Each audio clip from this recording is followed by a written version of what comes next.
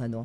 Paano nga ba natin matutulungan ang ating mga kabataan dito po sa epekto ng sabi nga natin pinagdaanan na pandemya. Ayan. So at bahag din yan, meron din po tayong tinatawag na mga initiative para po sa ating mga kabataan. Okay? Makakausap natin ngayong hapon ang isa po sa mga Rotary Club na magsasagawa po ng kanilang mental health awareness program. Pero bago dyan, okay na ba? Nasa linya na? Okay.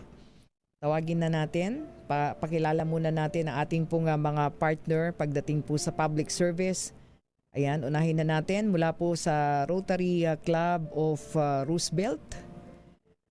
Rotary International District 3780. Pakilala natin ang kanilang Hope Creating President, si Ma'am Saiz. Tama ba? Saiz o Saizi? Atienza. Saiz po. Saiz. Ma'am Saiz, magandang hapon. Magandang hapon po, Miss May. Good afternoon. At magandang hapon po sa mga tagapakinig ng DCRH Operation Tulong. Salamat po sa pag-imbita for today. So we'll be able to share and spread yung suicide awareness. Ayun. Suicide prevention awareness. Kasi this month po yun. Oo nga po. Sabi ko nga medyo sandali lang. Maingay yung signal mo, Ma'am Saiz. Ma'am Saiz, again. Ayan, okay. Okay na, malinaw na.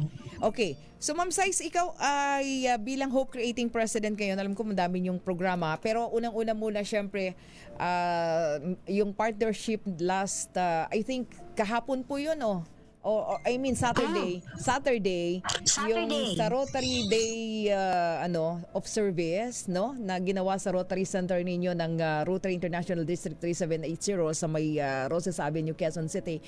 Ang daming mga iba't ibang barangay and of course mukhang hindi lang Metro Manila ang naserbisyohan kundi mga nearby tawag nito, mga neighboring cities ng or provinces ng Metro Manila, tama po ba? At isa kayo sa ang participant ba doon, the whole Rotary Clubs ng District 3780 or lahat po kompleto kayo 100 plus RCs? Ay merong 103 clubs. So we're about 2,600 Rotarians already. Wow. So hindi lang po Rotarians yan, kasi meron pa tayo sa bawat club, meron tayong mga tinatawag na Rotaractors. So meron pang Rotaractors. So marami po talaga. Oo nga, ang dami, punong-puno yung RSN, yung Rotary Center po ninyo nung Saturday, nung nandyan din po kami. But anyway, kumusta po yun? Ang dami kasi medical, optical, dental, and other services. Kayo po, parang ang dami yung tinapay daw na dinala dun Opo, ang Rotary Club of Roosevelt po kasi meron kaming project na ginagawa, yung Bread for Life. This was requested by our honorary member, retired General Quezon, in partnership with Gardenia Philippines po. So we were able to give 400 breads. Wow, 400 breads. Okay. Dami. Marami naman po na bigyan. And aside from that, nagkaroon din po yung mga Hope Creating Presidents ng gift giving. So meron tayong mga canned goods doon, noodles. We were able to give yung ating mga indigent po. Yan. Oho. At saka sabi ko nga, nagulat kami, kala namin nearby barangays lang ng Quezon City, di po ba? Pero dami pa lang from Cavite, di ba? From Rizal, meron pong mga dumating pala doon na talagang na-access po nila yung mga medical services. Tama po ba? Yes po. Anyway, so congratulations po para dyan at malaking tulong po yan sa ating mga kababayan, lalo na dun sa mga sabi nga natin ay mga depressed areas po na bahagi po ng ng Quezon City, na talaga namang ang dami nyo pong nabigay na serbisyo. Parang meron din kayong cervical and breast screening na ginawa at nakita namin yung mga ginamit.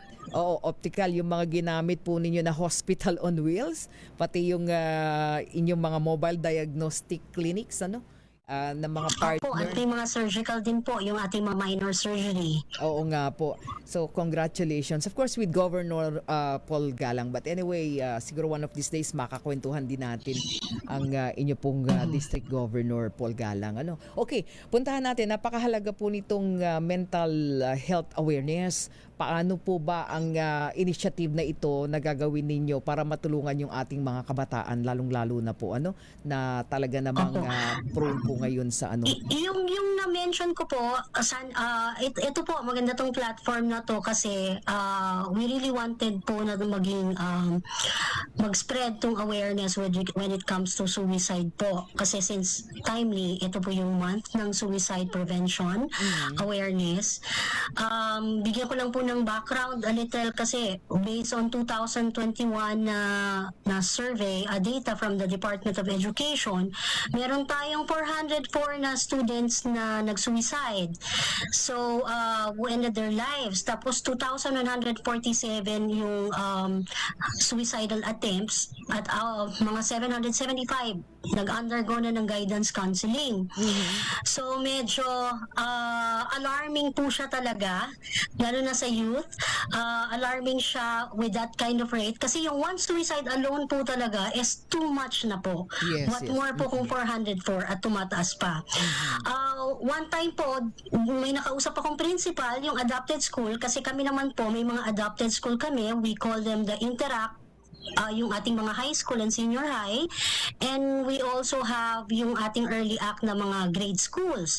So I was with the grade school at as early as grade 4, meron silang 6 na girls nag-attempt. So that's why binawal nila yung scissors at saka rulers sa classroom. Nung in-interview naman po yung mga estudyante, halos wala namang problema sa family, and most of them are actually excelling in school. So probably yung baka bumaba yung grades or something like that. Yung iba naman po kasi parang parang ginagawang trend. So nagtatry silang mag-slash pero hindi nila tinutuloy. So ito yung tinatawag nating suicide ideation. Nasa thought nila na magpakamatay pero hindi naman. Just to be in sa mga ibang parang trend to parang maging in ako with others. So parang peer pressure ang lumalabas po. So with this po, para naman po may spread natin yung awareness when it comes to suicide, because isa po sa thrust ng ating ng Rotary po is yung mental health awareness. So we are doing we are promoting the Nandito is a photography contest. It's a mobile photography kasi hindi naman po lahat ng ating mga estudyante may DSLR.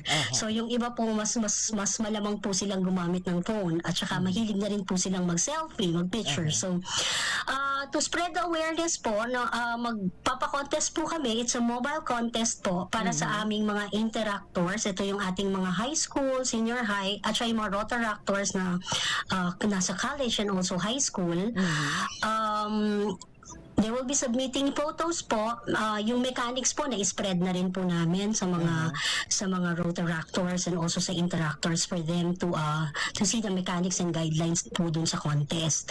And then i-exhibit po. Pipili po kami ng top 10 and i-exhibit po yon sa Rotary Center, and it will be judged po yung top 3 natin. Ayun, opo. So ipopost din po namin to kasi meron tayong page ng Mental Health Exchange Community. Ipopost po namin doon yung top 10 for the People's Choice naman po. Sa mga boboto for People's Choice. Aba. So ito po ay unang mental hakbang. health awareness that we're doing. Kasi halos lahat po ng club, some of the clubs are doing seminars kasi alam ko ang DepEd wanted the guidance counselors of those schools na maka-attend ng mga seminars. So isa po yan, aside from doing the anti-bullying, we also do that seminars po sa mga eskwelahan. Ayun. So isa lang ito sa napakaraming mga Rotary clubs na nag-initiate na po ng pamamaraan para magkaroon po tayo ng mental health awareness. Naku, napakaganda po niyang pag-usapan. Sandali lang po atin lamang po bibigyang daan ng ilan nating paalala, Ma'am Sai. Sandali lang. Yes. Oras natin, meron na lamang tayong 6 na minuto at alas 4 na po ng hapon. Standby lang po, Ma'am Sais Atienza.